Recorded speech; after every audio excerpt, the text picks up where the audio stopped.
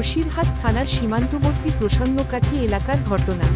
তমাল ঘোষ, বয়স 10 বছর, চতুর্থ শ্রেণীতে পড়ে। গতকাল রাতে ভারত বাংলাদেশের সীমান্তবর্তী এলাকা প্রসন্নকাঠি এলাকায় তাকে জামাকাপড় সহ ছেড়ে দিয়ে চলে যায় তার বাবা পিন্টু ঘোষ। অন্ধকার এলাকায় বাচ্চাটি কান্নাকাটি শুনতে পায় এলাকার মানুষ।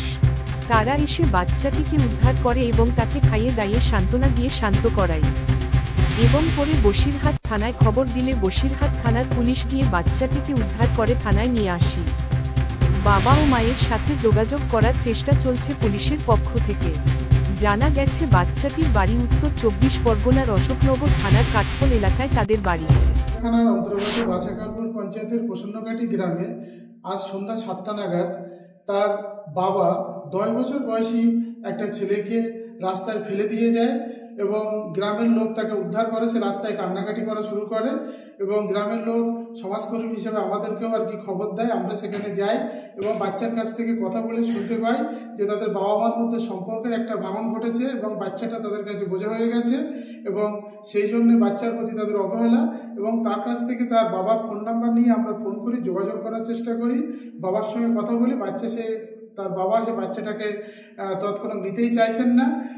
পরবর্তীতে আমরা 1098 কল করি এবং সেখান থেকে পুলিশ আসে। পুলিশের হাতে বাচ্চাটাকে আমরা হ্যান্ডওভার করে দিই। তার মা মাধবী ঘোষের সাথে প্রতিনিয়ত বিভিন্ন বিষয় নিয়ে বাবা পিন্টু ঘোষের সাথে ঝামেলা হতো। সেই ঝামেলা ছাড়াছাড়ির পর্যায়ে চলে যায়। সন্তান তমাল ঘোষকে শ্বশুর বাড়িতে রেখে মা মাধবী ঘোষ তার বাপের বাড়িতে চলে যায়।